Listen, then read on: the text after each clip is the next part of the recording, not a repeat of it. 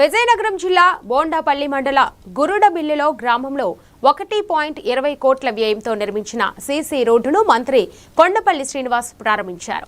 ఈ సందర్భంగా నిర్వహించిన కార్యక్రమంలో ఆయన మాట్లాడుతూ గ్రామీణ ప్రాంతాల అభివృద్ధికి ప్రభుత్వం ప్రత్యేక ప్రాధాన్యత ఇస్తుందన్నారు. గత 2 ఏళ్లలో చేపట్టిన అభివృద్ధి పనులు, సంక్షేమ పథకాల గురించి ప్రజలకు వివరించారు. భవిష్యత్తులో మరిన్ని మౌలిక సదుపాయాలు కల్పిస్తామని హామీ ఇచ్చారు.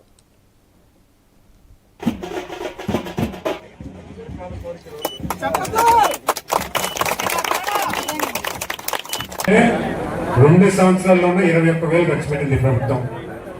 అంటే వాళ్ళ సంక్షేమం 5 సంవత్సరాలకి 23,000 అయితే ఈ ప్రభుత్వం 2 సంవత్సరాలకి 21,000 కోట్ల రూపాయలు తల్లికి వందన కింద ఇవ్వడం జరుగుతుంది. అంటే పథకాలు ఉన్న పథకాల్లో ఎక్కువ డబ్బులు ఇవ్వడం జరుగుతుంది. అది ప్రజలందరూ కూడా గమనించాలి. ఇవన్నీ ఒక అయితే అభివృద్ధి. ప్రతి గ్రామంలో కూడా 50 లక్షలకు తక్కువ లేకుండా మనం అభివృద్ధి పనులు చేసుకున్నాం.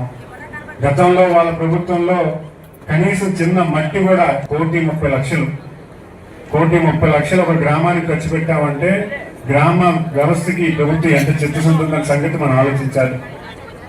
అలాగే విద్యా వ్యవస్థని మా యువ నాయకులు నారా లోకేష్ గారు తాతకి తగ్గట్టుగా, తండ్రికి తనయుడుగా ఈరోజు రాజకీయాల్లో వచ్చి తన వంతు కూడా ప్రజాసేవ చేస్తూ మన యువతకి చాలా మంది విద్యార్థులు కానీ నిరుద్యోగులు కానీ వచ్చి సార్ మాకు ఉద్యోగం కావాలి,